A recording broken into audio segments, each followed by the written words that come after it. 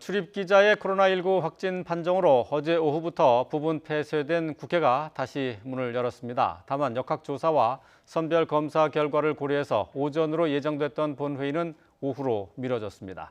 취재기자 연결합니다. 한현희 기자. 네, 정치부입니다. 네, 국회 일단 다시 문을 열긴 했군요. 네, 그렇습니다. 국회 본관과 의원회관은 오늘 새벽 6시부터 다시 개방됐습니다. 다만 역학조사와 선별검사 결과를 고려해서 오늘 오전 10시로 예정됐던 본회의를 오후 2시로 연기하고 상임위원회 회의와 각 정당 회의도 오후 2시 이후에 개최하게 했습니다. 취재 기자실에 있는 소통관은 하루 더 폐쇄하고 추가 확진자 발생 여부에 따라서 재개방 시기를 결정할 전망입니다.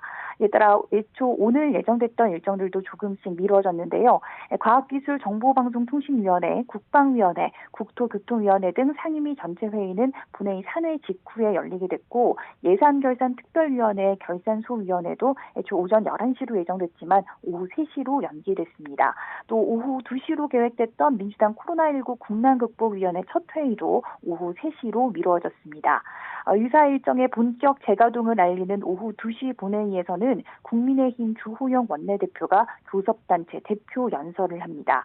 주 원내대표는 코로나19 민생대책을 촉구하면서 민생대책 마련을 촉구하면서 추미애 법무부 장관 아들의 군휴가 특혜 의혹 등 정부 여당 인사와 관련한 의혹에 대해서 공세를 벌일 것으로 보입니다.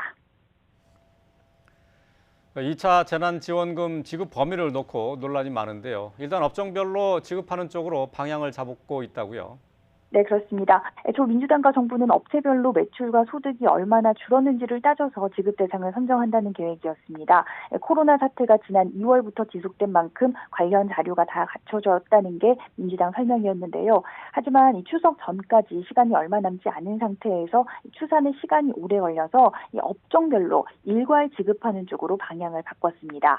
가장 큰 피해를 본 업종에 가장 많은 지원을 한다는 것이 원칙인데 노래 연습장과 PC방 등 사회적 거리두기 강화로 영업이 중단된 집합금지 고위험 시설에 최대 200만 원을 지급하고 사회적 거리두기 2.5단계 적용으로 저녁 시간 실내 취식이 금지된 음식점 등에 100만 원을 지원하는 등 업종별로 차등 지원하는 방안이 검토되고 있습니다. 또 코로나19 사태로 폐업한 소상공인에게도 지원금을 지급한다는 계획인데요.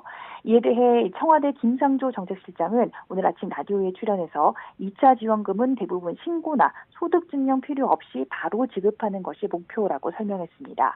국세청이 이미 우리나라 모든 국민들의 2019년 소득 자료를 갖고 있는 만큼 지난해 매출액 기준에서 얼마 이하일 경우 사실상 사전 심사 없이 또는 최소한의 요건만 확인하고 지원하는 방향으로 추진한다는 건데요. 또 정부가 자영업자와 특수고용직, 프리랜서 등 150만 명에게 150만 원을 지원하는 등 많은 프로그램을 진행했었고 이런 데이터가 그대로 살아있는 만큼 이들에게 추가 지원을 할 경우에 별도 심사 없이 바로 지급할 수 있을 것이라고도 덧붙였습니다. 또 최대한 추석 전까지 지급할 것이고 그렇지 못하더라도 대상자 통보는 추석 전에 완료하겠다고 강조했습니다. 민주당은 이런 방식으로 전체 소상공인과 자영업자 가운데 80% 이상이 혜택을 볼 것이라는 입장이지만 현재 코로나 위기와 경제 위기가 혼재된 만큼 업종별 구분도 추후 공정성 논란이 있을 수 있다는 지적이 나옵니다. 지금까지 정치부에서 YTN 한윤입니다.